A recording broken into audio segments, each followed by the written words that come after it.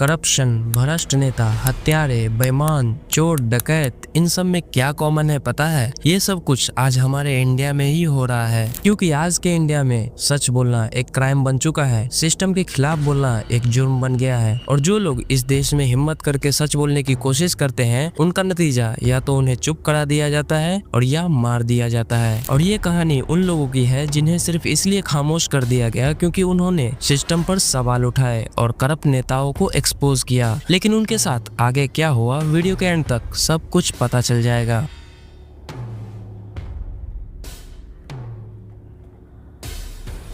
1 जनवरी 2025, बीजापुर, छत्तीसगढ़। ये कहानी है मुकेश चंद्राकर की, एक रिपोर्टर और साथ ही एक यूट्यूबर जो बस्तर जंक्शन नाम से अपना चैनल चलाते थे। वो उन कम लोगों में से था जो सिस्टम के खिलाफ खुलकर सवाल पूछता था और करप्शन को एक्सपोज करता था बिना किसी डर के। आज के इंडिया में जब ज्यादातर मीडिया गोदी मीडिया बन चुके हैं जो गवर्नमेंट के खिलाफ बोलने से डरते हैं, वहाँ मुकेश चंद्राकर एक अलग ही आवाज था। वो सिस्टम के स्कैम, घोटालों और भ्रष्टाचार पर रिपोर्ट करता था, लेकिन उसे ये नहीं पता था कि सच बोलने की यही आदत उसके लिए आगे चलकर जानलेवा साबित होने वाली है। दिसंबर 2024, बीजापुर जिले के गंगलूर नेलासार सड़क प्रोजेक्ट पर मुकेश चंद्राकर की नजर पड़ी। ये सड़क जो आदिवासी गांव को जोड़ने वाली थी और करोड़ों रुपए की लूट का शिकार बनी हुई थी। शुरू में 56 करोड़ का बजट था जो मिस्टीरियसली दोगुना होकर 120 करोड़ तक पहुंच गया और इसका ठेकेदार का नाम था सुरेश चंद्राकर, जो मुकेश का दूर का रिश्तेदार था। एक दिन मुकेश ने इसकी जांच की। वीडियो में दिखाया गया कि सड़क कितनी जर्जर है, गड्ढे, टूटे कंक्रीट और ऊपर से नक्सलियों के लैंडमाइनों का डर। फाइनली 25 दिसंबर को ये रिपोर्ट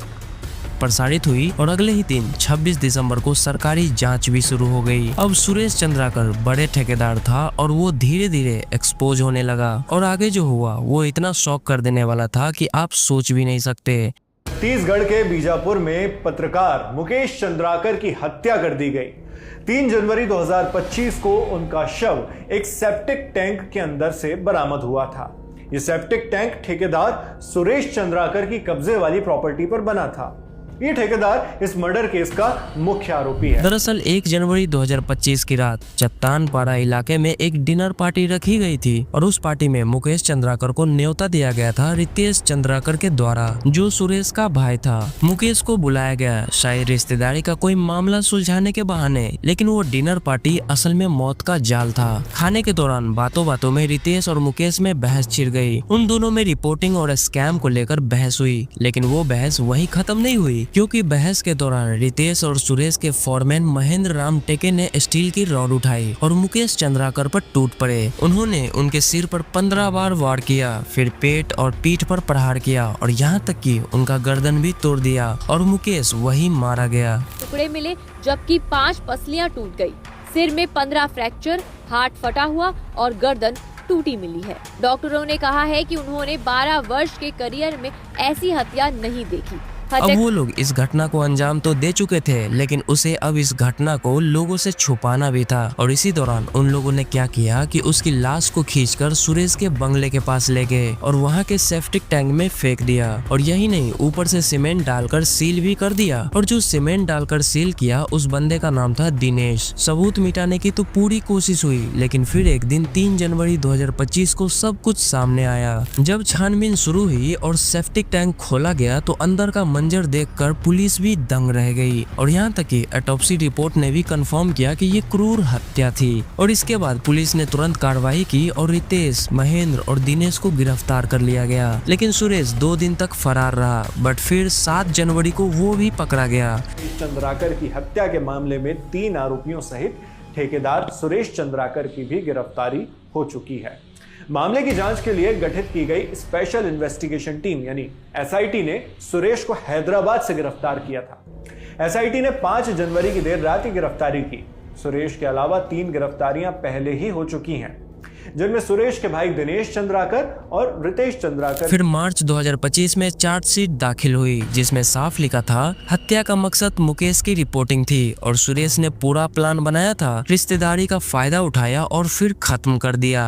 ये द्वारा पत्रकार साथी मुकेश चंद्राकर के हत्या की घटना में शामिल फरार आरोपी सुरेश चंद्राकर की देर रात हैदराबाद में हिरासत में लिया गया। साथ ही साथ इस प्रकरण में अब तक सुरेश चंद्राकर के अलावा 3 आरोपियों की गिरफ्तारी पहले ही की जा चुकी है, जिसमें रितेश चंद्राकर, दिनेश चंद्राकर एवं महेंद्र रामटेके शामिल हैं। साथ ही साथ मामले में विस्तृत लेकिन एक बार सोच के देखो, मुकेश चंद्राकर ने तो बस सच को दिखाया, वो भ्रष्टाचार और स्कैम को एक्सपोज किया, लेकिन लास्ट में नतीजा क्या निकला वो आप देख ही चुके हो। 18 सितंबर 2025 उत्तरकाशी उत्तराखंड। ये है राजीव प्रताप, जो एक जर्नलिस्ट और साथ ही एक यूट्यूबर भी, जो दिल्ली उत्तराखंड लाइव नाम से अपना यूट्यूब चैनल चलाते थे। वो हमेशा से करप्शन, स्कैम और भ्रष्ट नेताओं को एक्सपोज करते थे, लेकिन उन्हें ये नहीं पता था कि यही सच दिखाना और स्कैम दिखाना उसके लिए जानलेवा साबित हो जाएगा। दरअसल राजीव ने एक वीक पहले हॉस्पिटल स्कैम और पेपर लीक को एक्सपोज किया था। उन्होंने अपनी लास्ट रिपोर्ट में सब कुछ पूरे डिटेल में दिखाया कि कैसे ये स्कैम किया जा रहा है। शराब का सेवन किया जाता है, सीएमएस हो गए, सीएमओ हो गए, ये कभी राउंड पे नहीं आते हैं। पत्रकार ने भ्रष्टाचार की खबर दिखाई तो अगले ही दिन लापता हो गया और फिर कई दिनों के बाद उसकी लाश बरामद की गई। लेकिन इस रिपोर्ट के बाद उसके साथ जो हुआ वो एकदम शॉकिंग था। 18 सितंबर 2025 शाम 7 बजे वो उस दिन सुबह अपनी कार लेकर निकले और शाम तक वापस ही नहीं लौटे। और जब उनके घर वालों को शक हुआ तो उन्होंने 19 सितंबर 2025 को पुलिस कंप्लेन की, तब जाके छानबीन शुरू हुई। और अगले ही दिन 20 सितंबर 2025 को उनकी कार भागीरथी नदी के पास मिली और फिर उनका बॉडी पूरे 10 दिन के बाद 18 सितंबर 2025 को नदी के पानी में तैरता हुआ मिला। इस घटना को देखते हुए पुलिस ने कहा एक्सीडेंट था, पर उनके परिवार से पूछा गया तो पता चला राजीव प्रताप को धमकियां मिल रही थी, वो भी इसलिए क्योंकि उन्होंने स्कैम और करप्शन को एक्सपोज किया था। अब सोच के देखो कि कोई व्यक्ति किसी करप्शन को एक्सपोज करता है और एक हफ्ते बाद वो मरा हुआ पाया जाता है, तो ये सब कोई कोइंसिडेंस तो नहीं हो सकता ना। लेकिन इस घटना के एक हफ्ते बाद सभी लोग तो जैसे उसे भूल ही गए। और सबसे शॉकिंग बात तो ये है कि उनके केस में आज तक कोई अरेस्ट नहीं हुआ और ये केस अभी तक अंडर इन्वेस्टिगेट चल रहा है। लेकिन ये इन्वेस्टिगेशन कब तक कंप्लीट होगा पता नहीं। लेकिन एक बात तो है, सच बोलने वाले के साथ हमेशा ऐसे ही होता है और आगे भी ऐसा ही होता रहेगा। तो नमस्कार कहना चाहती हूँ और मेरा नाम मुस्कान है, मैं राजीव प्रताप की वाइफ हूँ।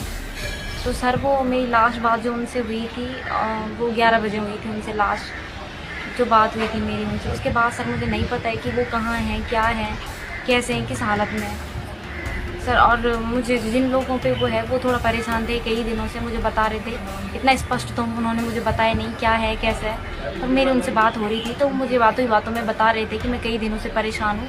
मैंने यहाँ हॉस्पिटल में वीडियो बनाई थी, स्कूल में यहाँ वीडियो बनाई थी, तो उस चक्कर से मुझे कई लोगों के फ़ोन आ रहे हैं कि वीडियो डिलीट कर वरना हम तुझे मार देंगे, ये कर देंगे, सो कर देंगे। सर मैंने उनसे कहा भी हम इस बात पे थोड़ा कार्रवाई करते हैं, उनका ऐसा कुछ नहीं है, पत्रकारों के ऐसे फ़ोन आते रहते हैं सर। तो मैं उसमें ज़्यादा वो नहीं कर पाई।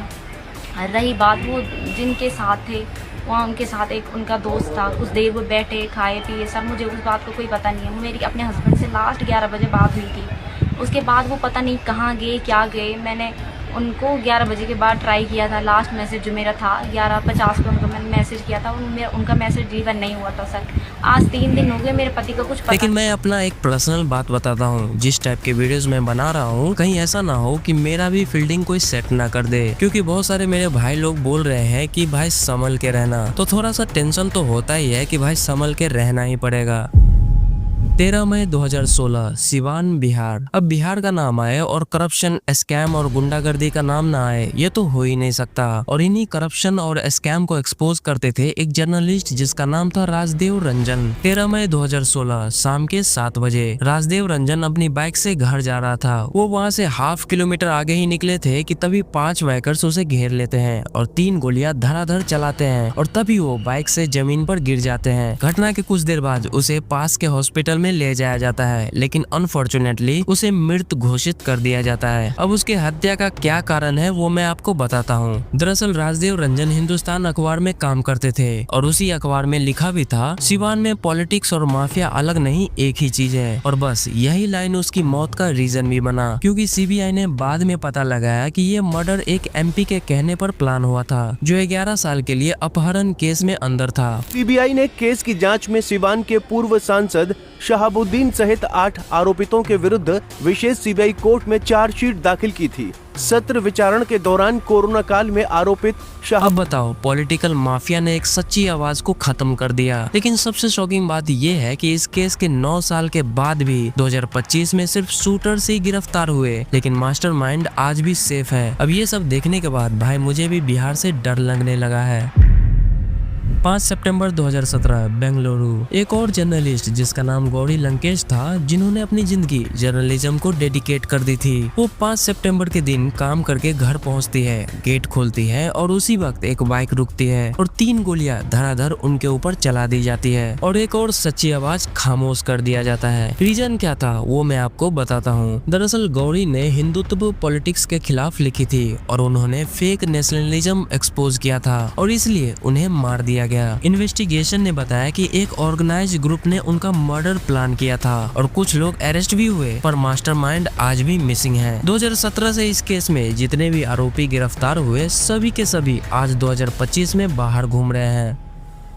तो इन 4 कहानियों से क्या पता चलता है मालूम है? आज इंडिया में भले ही फ्रीडम ऑफ स्पीच है, लेकिन सिर्फ तब तक जब तक आप इस सिस्टम के खिलाफ नहीं बोलते, और जब आप बोलते हो तब आप यहाँ से कब गायब हो जाओगे पता भी नहीं चलेगा। लेकिन कहानी यही खत्म नहीं होती, क्योंकि जब कोई यूट्यूबर्स अपना फ्रीडम ऑफ स्पीच को यूज करके सिस्टम के खिलाफ बोलता है तो क्या होता है। आप इस वीडियो पे क्लिक करके उसे देख सकते हो। मैं आपसे उसी वीडियो में मिलूंगा, तब तक के लिए बाय बाय।